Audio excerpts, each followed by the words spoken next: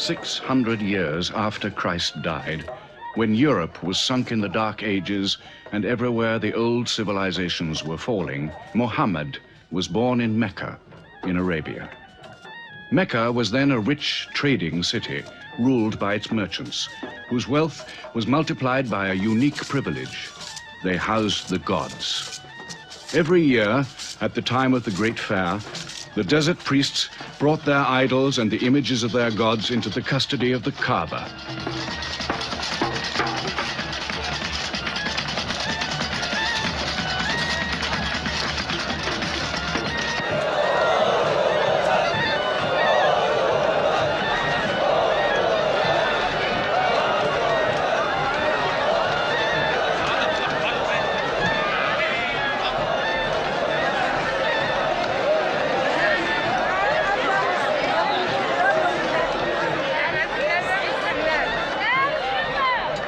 Once the most holy shrine of Abraham, the Kaaba had now become a house of idolatry, boasting no fewer than 360 different gods.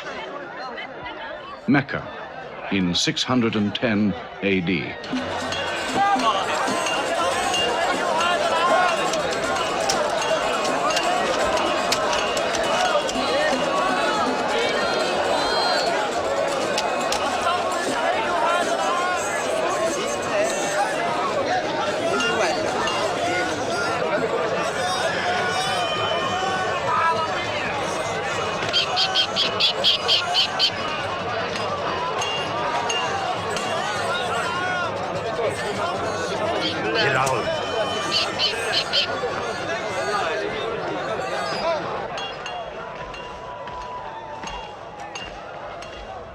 Have you had today's count, Umayyan? Not yet.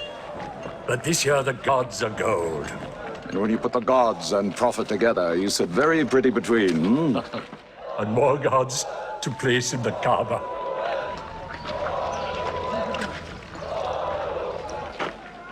Caravan from Syria. They must have been running. They'll be thirsty. Put 5 more men on the North Wells. How many sheep shall I have them kill for them? 70? Give them 100. Mecca must keep her name for hospitality. And 10 lambs for the leaders. Bread and water do the poets have in Hakim's house, where verse and prose are nightly put to slaughter. Abu Sufyan, willing and rich. All revels and all songs begin when Abu Sufyan invites the poet in.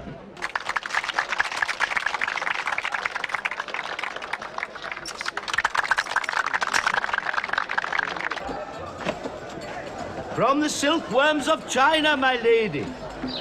Pleasure to the limbs, and as my lady can see, a ravish to the eye.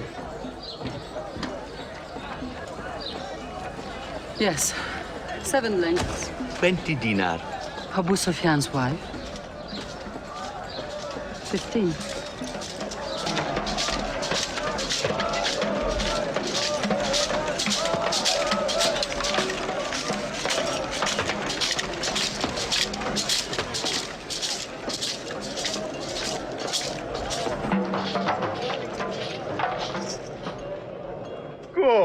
Good.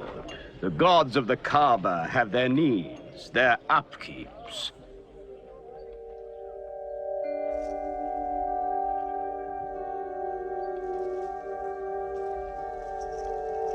Who is that man who stood there?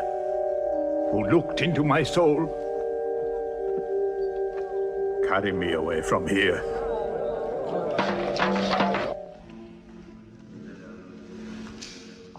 Why must Muhammad come down here? Why don't you stop him? He's your nephew. Maybe he'll change. Change? He's 40 years old. It's unnatural. With a rich wife, he could afford the best of Mecca. Yet he chooses to sit shivering in a cave. It is unnatural. For a man who dares to risk the anger of Al-Uzza, who keeps our health, Manat, the god of our prosperity, Alat, the god of our family and tribes, and Hubal, Huba, who starts our caravans and predicts our fate. To challenge the gods within earshot of the gods is dangerous. Unreasonable. Rebellious. Blasphemous. Yes.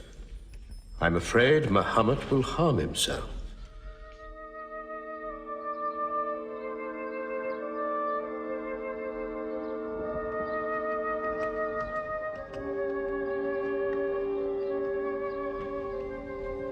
I'm always sad when the great fair is over. I might not see the next one.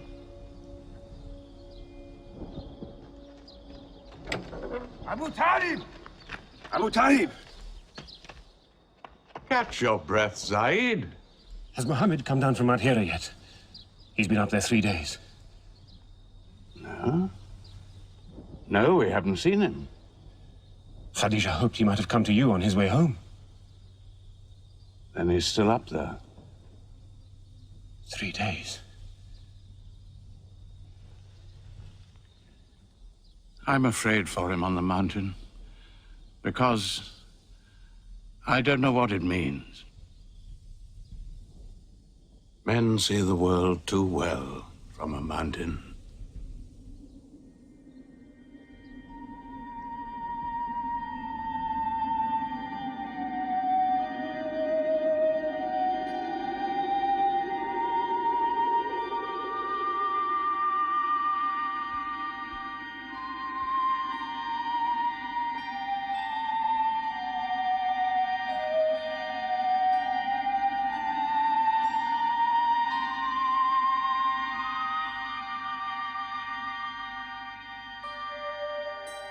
Mohammed, read.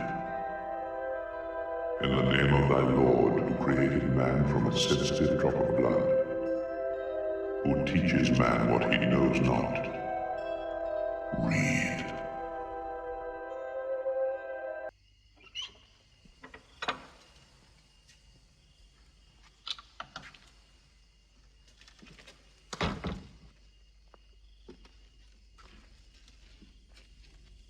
He's still trembling under the blanket. But he has spoken. Zaid, what happened to my nephew on the mountain? He was alone in the cave. Suddenly, an angel came into him. The angel said, "Read." Muhammad replied, "I cannot read." The angel commanded again, "Read, in the name of thy Lord." Who knows if it was Gabriel? It could have been a dream. When Muhammad was coming from the mountain, he saw Gabriel plainly, in the shape of a man standing on the horizon. Wherever he looked, upon every turn of his head, he saw him. And Gabriel said to him again, "I am Gabriel. And you, Muhammad, are the messenger of God."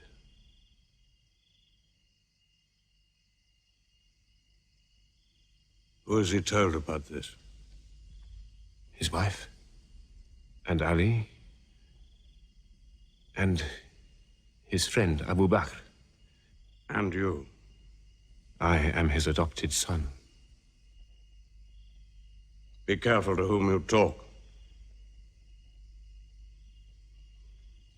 Tell him his uncle, who protected him when he was a child, will protect him still. If you do not restrain your nephew, then we will. He's dividing the city, hut against house. He's dividing the generations, child against parent. How can we accept that a man we met in the street yesterday can be some God's prophet today? Tell him. We will give him authority, position, keys to the Kaaba, and money, what money he wants. Tell him we will give him anything he wants.